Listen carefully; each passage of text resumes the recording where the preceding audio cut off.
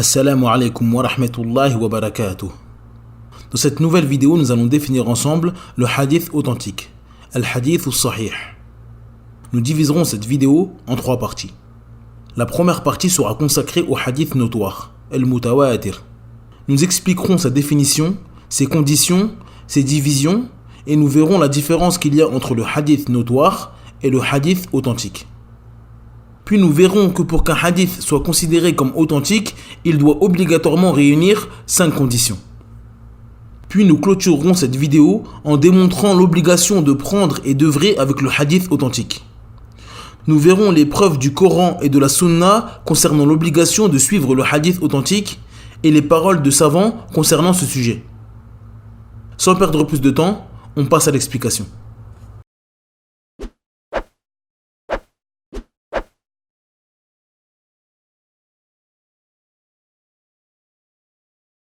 Bismillahir Rahmanir Rahim. Alhamdulillahi Rabbil Alamin. Wassalatu wassalamu ala ashrafil anbiya wal mursalin. Nabiyyina Muhammadin wa ala alihi wa sahbihi ajma'in. Amma ba'd. La définition du hadith notoire, al-mutawatir. Il s'agit d'un récit rapporté par un grand nombre de personnes qui ne permet pas de concevoir qu'ils se sont mis d'accord pour mentir. Les conditions du hadith mutawatir. Les conditions du hadith mutawatir sont de 3. La première est qu'il soit rapporté par un grand nombre de rapporteurs, de telle sorte qu'il ne soit pas possible qu'ils se soient mis tous d'accord pour mentir. La deuxième condition est que ce grand nombre de rapporteurs rapporte également l'information à un grand nombre de rapporteurs jusqu'à la fin de la chaîne de transmission. La troisième condition est que ce hadith soit basé sur les sens. C'est-à-dire que les rapporteurs disent « nous avons vu, nous avons entendu », car s'il ne s'agit pas d'une information palpable, il y a une probabilité d'erreur, donc cela ne peut pas être notoire. Les divisions du hadith notoire. Le hadith notoire se divise en 2. La première division concerne les termes notoires. C'est lorsque tous les rapporteurs sont unanimes sur la parole et le sens du récit, comme le hadith notoire du prophète Mohammed sallallahu alayhi wa sallam, celui qui ment sur moi, qu'il prépare sa place en enfer. Ce hadith a été rapporté par plus de 60 compagnons. La deuxième division concerne les sens notoires. C'est lorsque tous les rapporteurs sont unanimes sur un sens ou une idée sans la parole, comme l'essuage sur les khoufs lors des ablutions. Le sens et la permission de faire cela s'est propagé et est devenu notoire, mais pas la parole, c'est-à-dire le hadith en lui-même. Pour résumer, lorsque nous sommes face à un hadith, nous regardons immédiatement comment celui-ci nous est parvenu. Nous regardons donc la chaîne de transmission. Si les voies sont très nombreuses, alors nous avons affaire à un hadith notoire. Si les voies sont restreintes et n'arrivent pas au degré du hadith notoire, alors nous avons affaire à un hadith ahad. Le hadith notoire n'est pas concerné par la science de la chaîne de transmission, car il s'agit d'un hadith authentique sans débat possible. Le hadith notoire a le même degré d'authenticité que le Coran qui est lui-même notoire.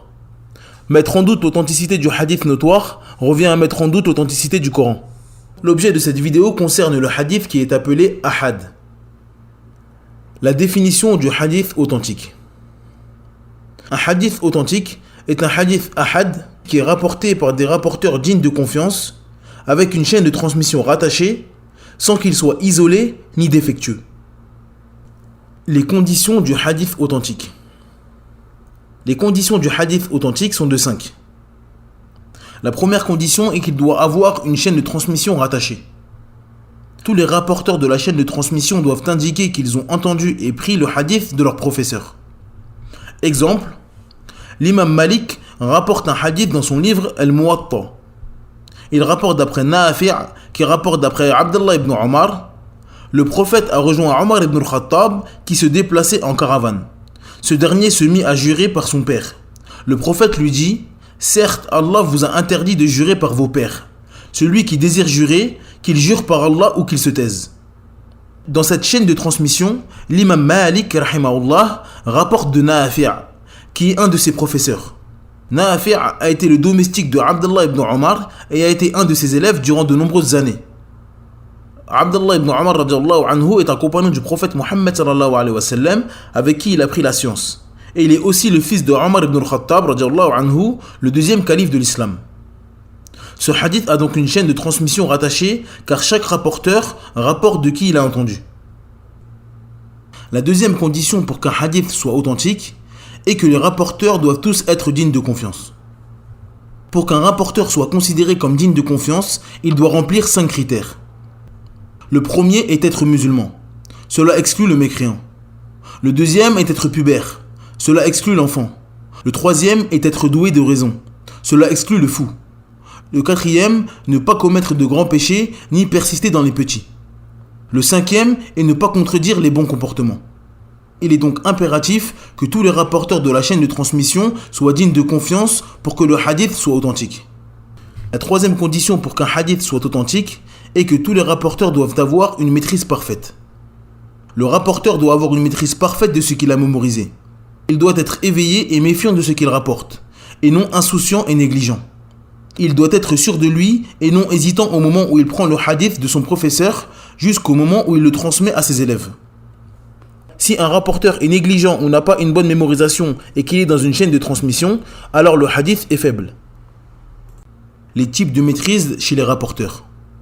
La maîtrise se fait de 2 manières. La première est la maîtrise dans la mémorisation. Le rapporteur maîtrise par cœur le hadith qu'il a étudié avec son professeur. Il doit être capable de citer ce qu'il a appris à tout moment. La deuxième maîtrise est la maîtrise dans l'écriture. Le rapporteur écrit dans un livre ce qu'il a entendu de son professeur, et il rapporte à ses élèves ce qu'il a écrit dans son livre. La quatrième condition pour qu'un hadith soit authentique est que le hadith ne doit pas être isolé.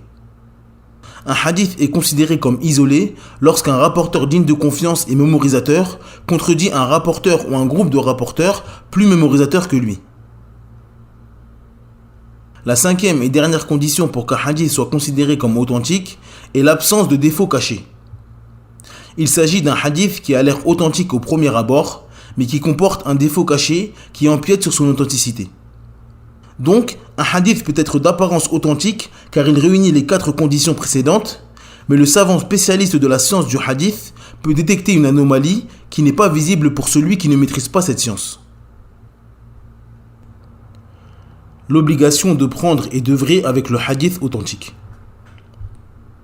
Allah Azza wa Jal dit وما كان لمؤمن ولا مؤمنة إذا قضى الله ورسوله أمرا أن يكون لهم الخيرة من أمرهم ومن يعص الله ورسوله فقد ضل ضلالا مبينا.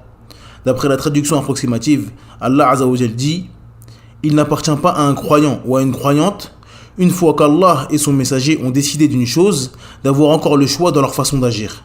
Et quiconque désobéit à Allah et à son messager s'est égaré certes d'un égarement évident. Dans ce verset, Allah nous ordonne d'obéir au messager d'Allah et nous interdit de lui désobéir. Allah menace d'un châtiment douloureux celui qui contredit l'ordre du prophète Mohammed sallallahu alayhi wa sallam et fait les éloges de ceux qui lui obéissent.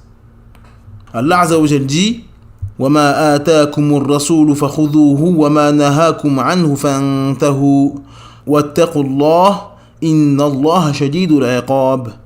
D'après la traduction approximative, Allah Azza wa Jal dit: prenez ce que le messager vous donne et ce qu'il vous interdit, abstenez-vous-en.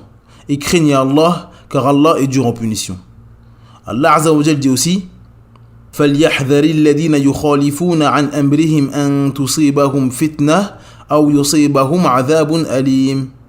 D'après la traduction approximative, Allah Azza wa Jal dit que ceux donc qui s'opposent à son commandement prennent garde qu'une épreuve ne les atteigne ou que ne les atteigne un châtiment douloureux. L'épreuve de l'obligation d'œuvrer avec le hadith authentique. L'épreuve du Coran.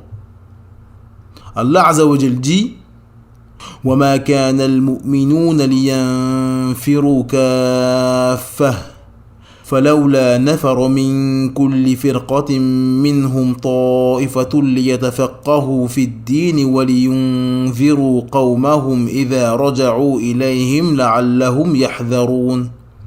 D'après la traduction approximative, Allah Azza wa Jal dit: les croyants n'ont pas à quitter tous leurs foyers. Pourquoi de chaque clan, quelques hommes ne viendraient-ils pas s'instruire dans la religion pour pouvoir à leur retour avertir leur peuple afin qu'ils soient sur leur garde? Dans ce verset, Allah a incité les croyants à envoyer un groupe de leur peuple vers le prophète sallallahu alayhi wa sallam pour qu'ils apprennent la religion. Il n'y a pas de doute que le prophète sallallahu alayhi wa sallam leur a enseigné la croyance, les adorations et le bon comportement, pour qu'ils puissent retourner à leur peuple et transmettre la religion d'Allah. Ce verset montre qu'il est obligatoire de suivre les ordres du prophète Mohammed sallallahu alayhi wa sallam, et cela même s'il y a des intermédiaires entre le prophète et eux. Allah Azza wa Jal dit: يا أيها الذين آمنوا إن جاءكم فاسق بنبأ فتبينوا أن تصيبوا قوما بجهالة فتصبحوا على ما فعلتم نادمين. D'après la traduction approximative, Allah Azza wa Jal dit: Ô vous qui avez cru, si un pervers vous apporte une nouvelle, voyez bien clair que par inadvertance vous ne portiez atteinte à des gens et que vous ne regrettiez par la suite ce que vous avez fait.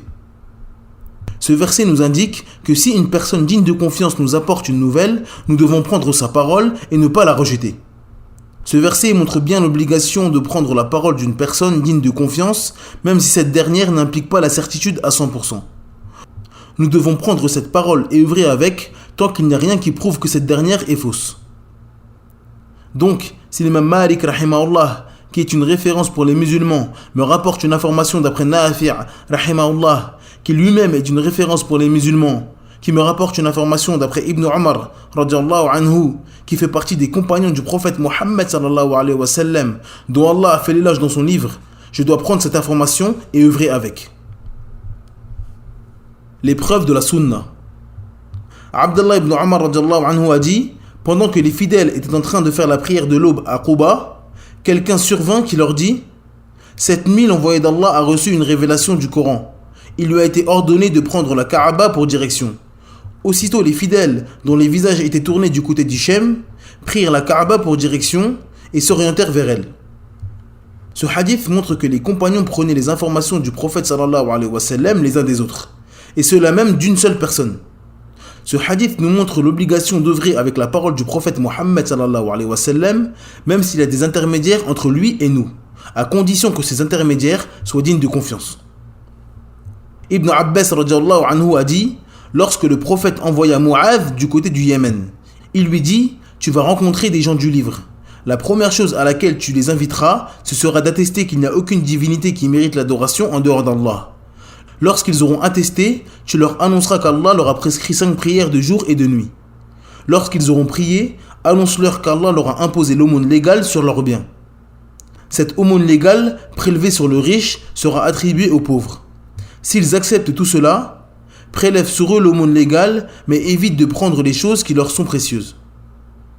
Dans ce hadith, nous voyons clairement que le prophète Mohammed sallallahu alayhi wa sallam envoie Mu'adh au Yémen pour appeler les gens à la religion. Le prophète sallallahu alayhi wa sallam envoya une seule personne pour apprendre aux gens la croyance et la jurisprudence. Cela nous montre clairement que si la personne est digne de confiance, il est obligatoire pour nous de prendre sa parole et d'œuvrer avec. Les paroles des savants concernant l'obligation de suivre le hadith authentique. L'imam Abu Hanifa rahimahullah a dit: si le hadith est authentique, c'est ma voix. L'imam Shafi'i rahimahullah a dit: il y a consensus des musulmans qu'il n'est pas permis à celui qui prend connaissance d'une sunna du prophète Mohammed sallallahu alayhi wa sallam de la délaisser pour la parole de quelqu'un d'autre. Un jour, l'imam Shafi'i rahimahullah rapporta un hadith du prophète en précisant que ce hadith était authentique. Un homme lui demanda: est-ce que tu approuves cette parole?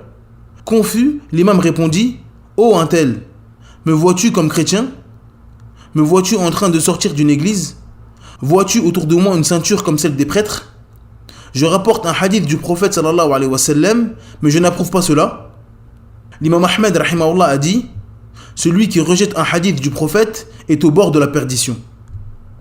Al-Hafidh al-Suyuti rahimahullah a dit: sachez qu'Allah vous fasse miséricorde, que celui qui nie que le hadith soit une preuve est sorti du cercle de l'islam et sera ressuscité avec les juifs et les chrétiens ou un autre groupe de mécréants. Le comité permanent de la fatwa dit: les musulmans sont unanimes sur l'obligation d'œuvrer avec la sunna. Quant à celui qui rejette le fait d'œuvrer avec la sunna, il est mécréant, car il dément Allah et son messager et le consensus. Cette vidéo est maintenant terminée. Merci de l'avoir visionnée jusqu'au bout. Je vous conseille de télécharger le PDF dans la barre de description Il est disponible en langue française et en langue arabe. Il est impératif d'enseigner aux musulmans que le hadith authentique est une preuve en islam et qu'il est obligatoire de le suivre. Il n'est pas permis de le rejeter avec la pensée, la raison, les rêves ou l'effort d'interprétation. Comme nous l'avons vu précédemment, ceci peut amener la personne à sortir de l'islam. Il s'agit donc d'un sujet très grave et il ne faut donc pas rigoler avec cela. C'est pour cela que je vous invite à propager la vidéo au maximum afin qu'elle touche le plus grand nombre de musulmans. En attendant, je vous dis Assalamu alaikum wa rahmatullahi wa barakatuh. Subhanakallahumma bihamdik. Ashhadu an la ilaha illa ant. Astaghfiruka wa atubu ilayk.